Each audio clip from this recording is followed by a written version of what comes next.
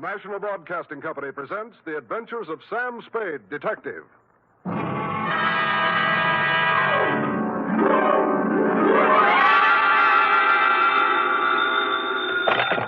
Spade Detective Agency. Hello, hello, hello. Sam?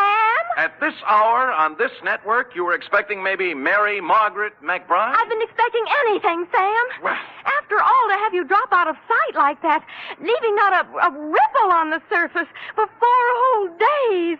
Mr. Livingstone is frantic. Who? Mr. Livingstone, the man you rented the car from. He's ready to send out a search party. Aha! Sammy and Livingstone with a reverse twist. It's no joke, Sam. Nothing, huh? You have no right to worry me like this. It's not fair. Where are you? To the only spot on Earth as yet unvisited by the National Geographic Society, sweetheart, the Vale of Takaloma. And don't try to find it on a map because it isn't. Set yourself for my saga of a crook's tour of the hinterlands with just a touch of mysticism, which is why I call it the Rowdy Dowser Caper. All right, Murgatroyd, these will do. Sam, where are you calling from? A tailor shop. I had to leave without my pants.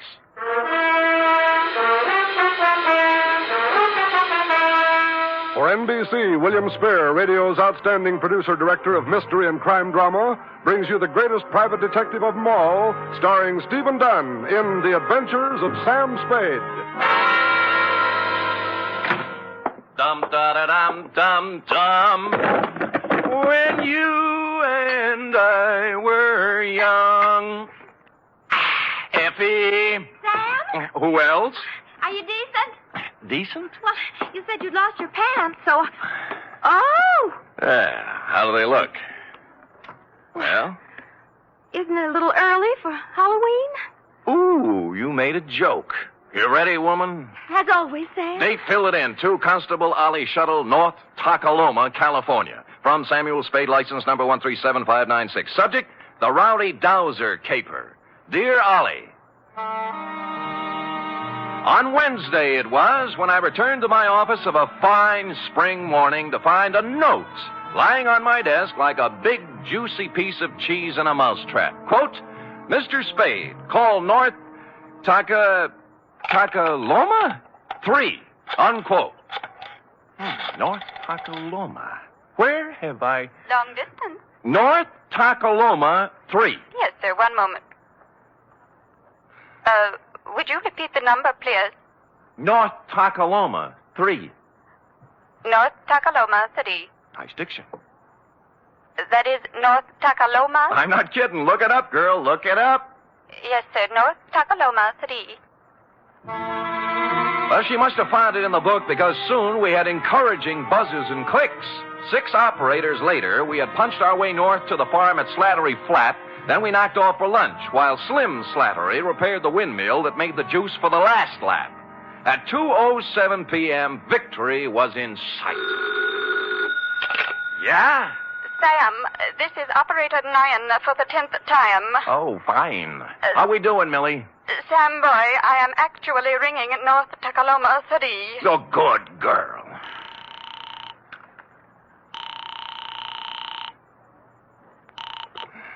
Hello? Hello, this is Sam Spade. I have a note here to call... Yes, Mr. Spade. You were out of town when I came. Perhaps you remember me. Wendell Wisby of Oak Tree Lane, North Takaloma, California. Wendell? I employed you a year ago to find a girl who vanished. The magician. You made the girl disappear and couldn't bring her back. Correct. Yeah. You may well ask, Mr. Spade, how anything could be worse than that. Well, this is... Oh, there, Wendell. There, boy. Take it easy. I can't talk. I just can't talk about it. Fine. Then write me a nice, long letter. Well, you know, this is a long-distance call, and I... No. I am sorry, Mr. Spade, but this has affected me very deeply. Look, you promised you'd lay off the magic, Wendell. Well, What'd you do? Misplace half a woman this time? No, I have given up magic, Mr. Spade. I am currently employed as 3rd Vice President of the 2nd National Bank of North Takaloma. All that? Yes, sir. Oh, my star was rising. My future seemed assured, but Now a shadow has fallen over my good name. Boot it along, will you, Wendell? This is costing me money. I cannot tell you more on the phone, Mr. Spade. You must come at once. It is extremely urgent. I see. Well, frankly, Wendell, I have a feeling I'll be tied up. But I left There's your a collection retainer I under have your to make, desk, and well, the Father. chances are I'll... What was that? I just said there's $100 under your desk blotter for a retainer. I left it when I came with the note. But if you have a collection to make, suppose Wendell, that is the collection. And so it befell that shortly before lunch on the following day, I guided my rented hack across the ford at Clobber Creek, up the high road through Possum Notch, and down into the Vale of Takaloma, where I muscled my way through a flock of geese in the main street and tied up before the imposing stone facade of the Second National Bank. Inside, sitting in front of the door marked Urban Root President, sat a secretary whose facade looked colder and even more imposing than the bank's. She was shriveling one of the customers, a meek little milquetoast in a salt and pepper soup. But as I informed you, my good man, President Root is extremely tied up at the moment. Oh, I'm quite aware of that, miss. I wouldn't bother him for the world, but you see, I don't see. And since you refused to state the nature of your business... Did I refuse? You most certainly did. Oh, dear me, I didn't mean to refuse anything. It's just that, well, it's sort of personal, and may I go in? You may sit down until I tell you to go in. Is that clear? Yes, ma'am. Yes, I understand. I don't mind waiting. Don't mind at all. And now you, sir. What do you want? I have an appointment with Wendell Wisby. Mr. Wisby is in conference with the President Root. Thanks. If you'll sit down, I'll... just a minute, sir. Just a minute. And you must understand, President Root, this is a matter of family honor. Yes. I shall... Oh, Hi, Wendell. Mr. Spade. Now, sorry I couldn't get here sooner, but it's a long haul. Well, Mr. Spade is a friend of mine, President Root, from my salad days as a magician. A very competent detective, I might add. Well, thank you, Wendell. I see. We are indeed fortunate to have him with us in this matter. Good, good. Please sit down, Mr. Spade. Thanks. You are aware, Mr. Spade, this matter is to be held in strictest confidence. Word must be kept from the depositors at all cost until... But remember, President Root, Eh? remember the code of the Wisbys. Should worst come to worst, I shall make good. I shall make good if it takes I me... understand, Wisby. I understand. Well, mind if I admit I don't? What is it, Wendell? Snatcher. Snatch whom? Uncle Purse. Our former cashier, Mr. Spade. Purse Snatcher. Wisby's uncle. Purse Snatcher. What about him? Everything. He has disappeared. Absconded. That is a harsh word, President Root. I would prefer to say he disappeared until we have further proof. The money's gone, isn't it? How much money? $53,000. From Uncle Purse's accounts. Huh. It may be he has absconded, President Root, but we must remember that despite the Snatcher surname, Uncle Purse is a Wisby. And a Wisby never lived who got away with $53,000. All right, Wisby. He disappeared.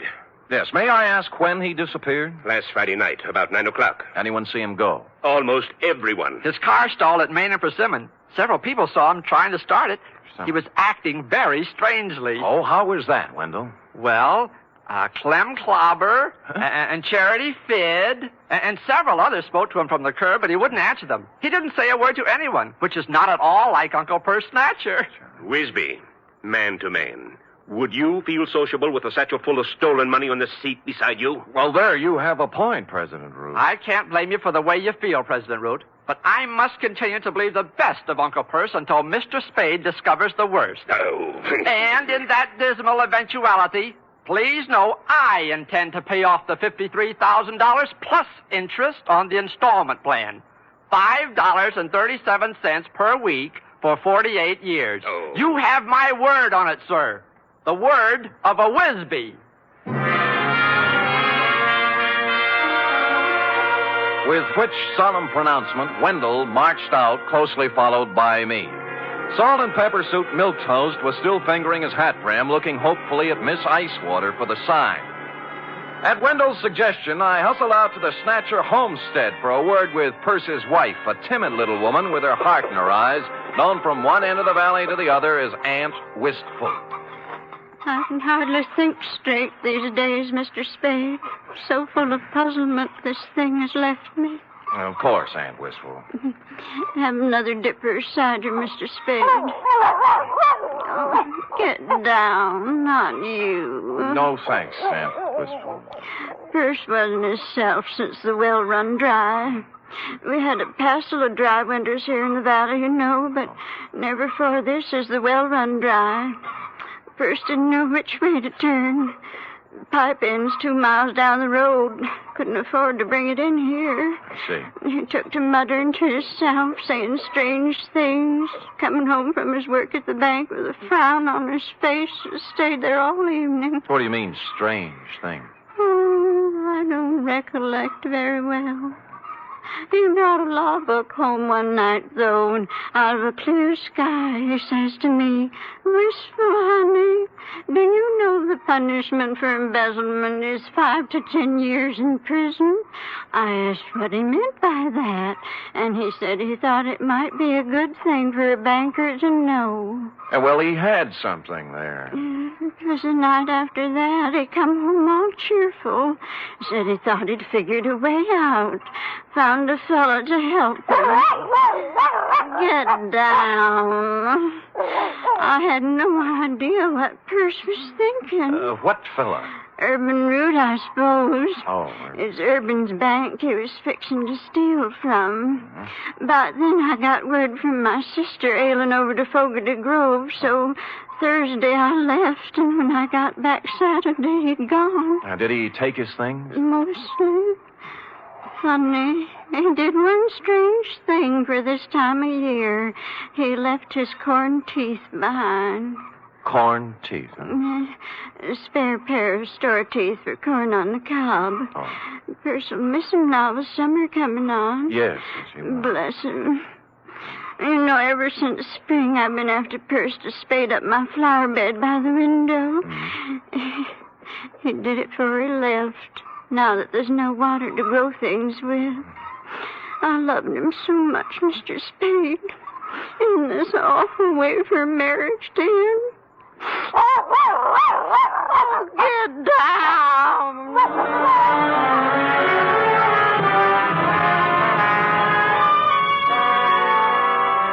Well, I started at Main and Persimmon Streets and worked south, farm by farm.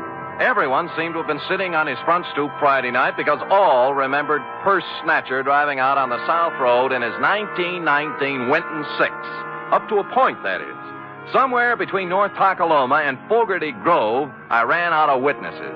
And in Piney Crotch, of all places, the town beyond, they could guarantee Perce didn't pass through because the main drag was roped off all Friday night for a square dance. And thus matters stood on the third day when I limped back to the bank. For some reason, a crowd had gathered in the alleyway next door. Writing it off as a floating crap game, I walked inside, bowed formally to Miss Icewater, then plunked myself down at Wendell's desk. Oh, Shaw. I just found I miscalculated on the interest. At $5.37 per week, I won't have this paid off until I'm 134. And who knows, by then you may even have a wife and children to support. Look, don't you think you were a little impetuous with that retainer? What retainer? Mine, the $100. $100? Wendell, the $100 you stuck under my desk blotter when you hired me. I hired you? You came to my office while I was out of town, Wendell. You left a note for me to call you. I talked to you on the telephone. Well, didn't I? Mr. Spade, something is very wrong. I did not talk to you on the telephone at all. What? I thought you were employed by President Root. Well, where is President Root? I don't know. He stepped out some time ago, and there's someone waiting for him in his office. Oh? Do-do-do-dee-do-do. Hi, Miss Icewater. Oh, tell me, pretty mean, are there any more at home like you? Milk toast. But with a difference. The salt and pepper suit had gone. Beret, bow tie, plaid sport jacket with a racing form sticking out of the pocket. Maroon +4s and wool socks with tassels. He took one of President Root's cigars out of his pocket, bit off the end, and lit it. Then smiled or rather leered at Miss Icewater. Well, honey? I'm sorry, Oh, sir. 23 skidoo, sweet stuff. President Root will be back shortly if you... Oh, don't be a back number, beautiful. But, sir, I... Pop Copperloaf, Mama? Well, I don't know what to say. You'll learn. Tell Cookie I'll be back, huh? Yes, sir. Anything you say. Live a little, baby. Live a little. Toodaloo. Golly. Golly, indeed. Miss Icewater. Hey, Oh, what was that? I don't know his name. A friend of Pheasant Roots. He's rather attractive, don't you think?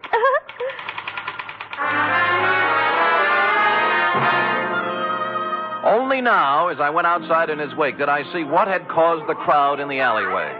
The first sport model convertible in Tolokema Valley since Wally Reed came through on location. And the first pink one I'd ever seen. Pondering the new milk toast, I walked into the drugstore, found a phone book, and checked all 25 names. North Takaloma 3 belonged to the Atomic Auto Courts and Restaurant. Charity Fid, proprietress. She was riding herd on a griddle full of lamb chops when I pulled up at the counter. How's that again, Sonny? Short, you say? Short. And scalped on top with a fringe of hair like so? Yeah, and a wicked leer in his eye. That's my man. Well, he wasn't wearing no barrack hat nor plaid coat when I seen him. Salt and pepper suit it was. Yeah, I know. Who is he? Well, he didn't register, but they say he's Dowser. Dowser. Don't know his first name, do you? Nope. Now, where he come from? Stayed in room 6 till 2 days ago. Ain't seen him around since. When did he come here?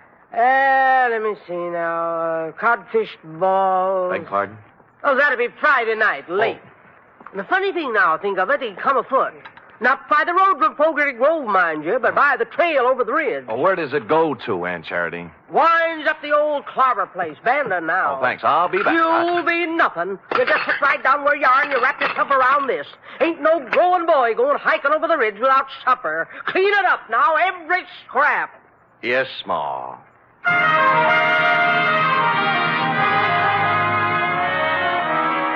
It had been dark about 2 hours when, carrying one of Aunt Charity's best coal oil lanterns, I topped the ridge and looked down on Clem Clobber's abandoned barn, nestling in a grove of ancient oaks at the very foot of the hill. The moon was bright enough to show up the pair of grassy ruts leading from the rear of it down the gully toward the road to Fogarty Grove, a couple of miles away. On general principles, I blew out the lantern, then scrambled down the side hill and up to the barn door. I couldn't make out anything inside at first, and then finally something took shape. A dark hulk in the middle of the floor. Stupid me, I lit a match. It was an automobile. To be exact, it was Purse Snatcher's 1919 Winton 6.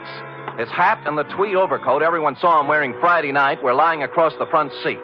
I held the match higher and bent over for a closer look. Whereupon Spade and the match went out together.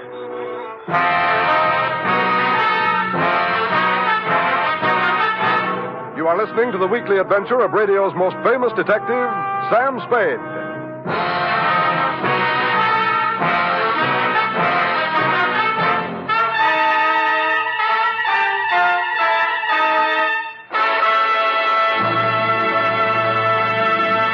Three chimes mean good times on NBC. There's fun for you Sunday with two of your favorite families, the Blandings and the Harrises.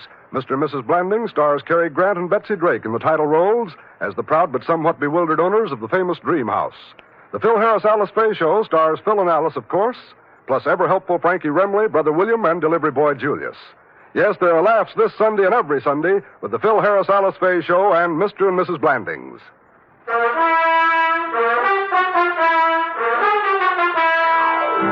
And now, back to the Rowdy Dowser Caper, tonight's adventure with Sam Spade.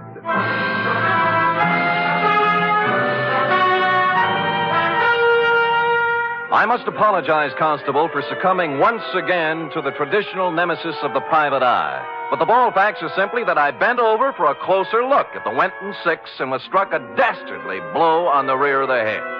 How long I remained incommunicado, I know not, but I awoke presently, and with good reason. My pants were on fire. As a matter of fact, the entire barn was on fire, and I was lying in the tonneau of the Winton 6 wearing Purse Snatcher's overcoat. The door I'd come in was a wall of flame, likewise the stalls on both sides. But at the rear were a few square feet of rotten siding that hadn't caught yet. Now, ordinarily, I'd have thought twice, but when your pants are afire, you only think once. So I ran right through it and took a flying header into the creek behind the barn. It was just as well I only thought once, since at this moment the flames reached the Winton's gas tank.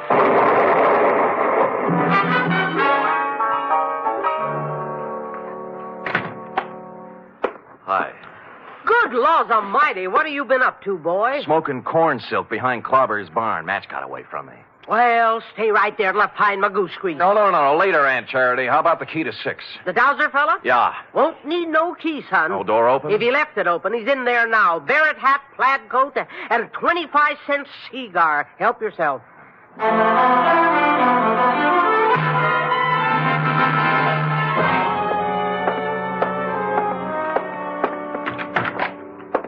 Well. Well, hey, Mr. Spade, isn't it? Right, and you're Dowser.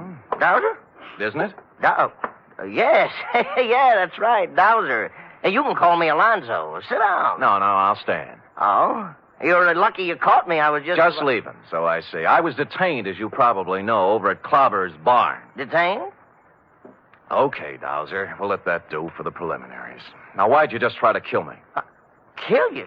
Well, good heavens, man, I did not get careless at a weenie bake, Dowser. I just woke up in the middle of a 3-alarm fire, and I don't like it. As a matter of fact, I'm a little burned up, to use the phrase loosely, and I just might kick your teeth in. Now, believe me, I haven't been near Clobber's barn since Friday. I had nothing to do with whatever happened. Sure, and you had nothing to do with a $100 retainer in the phone call from Wendell Wisby. Well, as a matter of fact, You figured with a curious city fellow like me on the premises, urban root might shake down easier. Bigger apples from the same old tree, right? Yeah. All I did was negotiate a personal loan. Drop it, will you? Root had his hand on the till at the bank. A big hand, $53,000 worth, and Snatcher found out about it. What about you? How'd you get into the act? The loan. The shakedown. Where's Uncle Perce, Alonzo? Out of town somewhere, I suppose. He... look, I can't tell you, Mr. Spade. Perce got as far as the road to Clem Clobber's barn last Friday night. Or did he? No, he didn't get that far. You know, I'd begun to suspect as much. How far did he get? I'm sorry, I can't tell you any more. Root killed him, didn't he? No. You saw him. it. How come? I don't know anymore. Please. Come on, let's have it, Dowser. What'd he do with the body? Root wore the coat and drove Perce's car out of town so everyone would see him. Now, where's the body? Let me go. Dowser!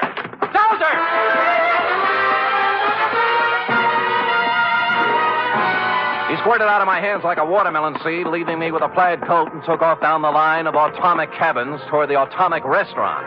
A nice high-knee action for a little guy, and what with my burns and contusions, I'm forced to admit he was widening the gap between us when he rounded the corner of the atomic restaurant, making possibly the gravest error of his career.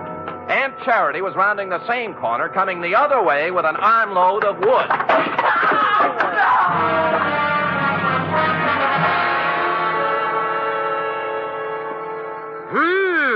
You don't reckon he got himself a brain conclusion, do you, son? I don't know, but he's a weak witness, Aunt Charity, a weak witness. What you got there? Oh, shoebox for $1,500. A few odds and ends. And this. Well. Yeah, looks like an oversized slingshot fork. Slingshot?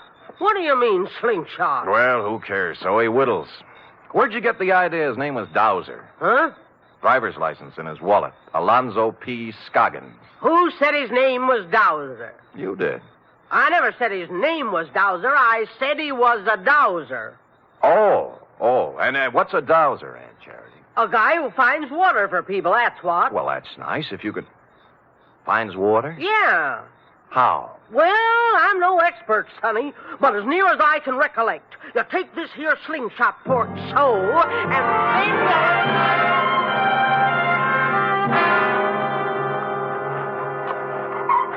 Mr. Spade, I can't go through with it. Get hold of yourself, Wendell. Remember the code of the Wisby. But this sinister revelation has virtually prostrated me, Mr. Spade. And you must remember it is now over a year since my salad days as a magician. Tut, Wendell. Stout fella, stiff upper. And further, even at the peak of my career, I was only sketchily acquainted with the field of dowsery.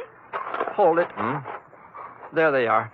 Aunt Wistful is sitting on the back porch with President Root. Mr. Spade, The code of the Wisbys, Wendell? Yes, sir. Let's go.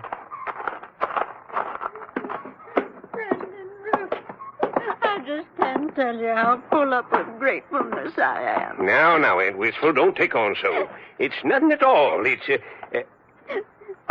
You remember Mr. Spade, President Root? Why, but of course. Of course. Hardly seems any time at all since we met President Root. Oh, Mr. Spade, President Root's going to buy the farm. Isn't that wonderful? Touching.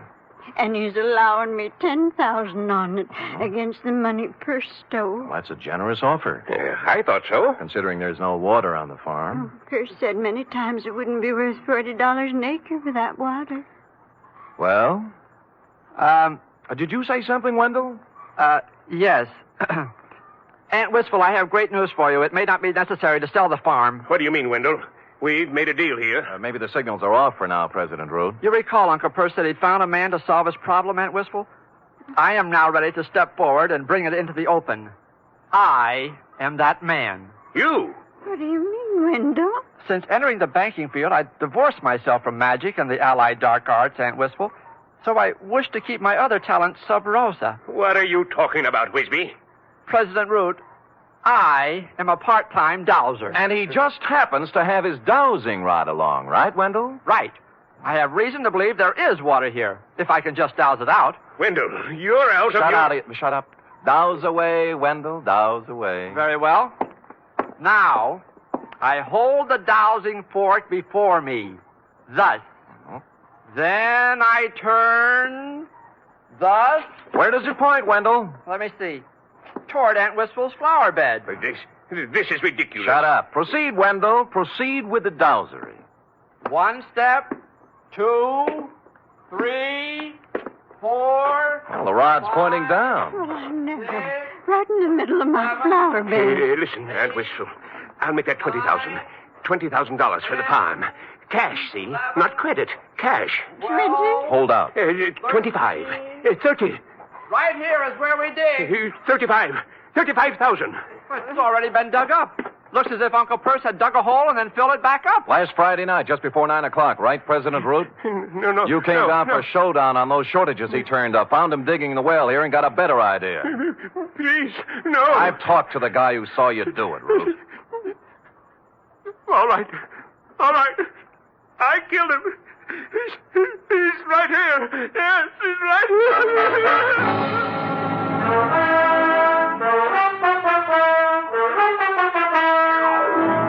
Which is where you came in, Constable, and since you can take it from here, I shall close, as always, with... Period. End of report. Right.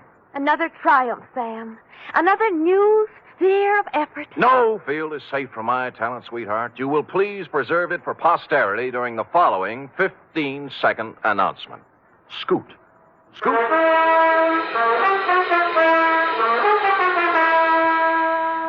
3 chimes mean good times on NBC.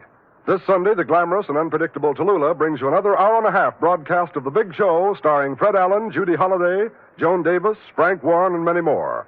And this Sunday's Theater Guild on the Air production is the Broadway comedy, The First Year. Starring in this Theater Guild presentation are Richard Widmark and Katherine Grayson.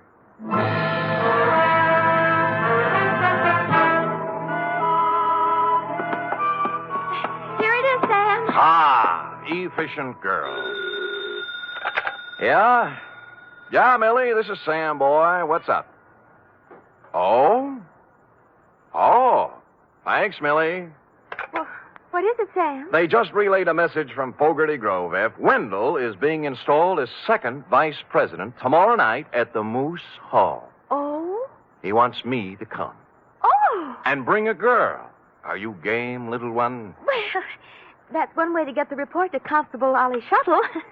I'll do it, Sam. Good girl. Pack up an emergency ration of sorghum and hominy grits. I'll pull up at your doorstep in the morning at 8 o'clock. Well, I'll wear my sunbonnet and Mother Hubbard. Oh, good night, Sam. Good night, sweetheart. Thanks for watching. If you want more, please don't forget to subscribe and turn on notifications.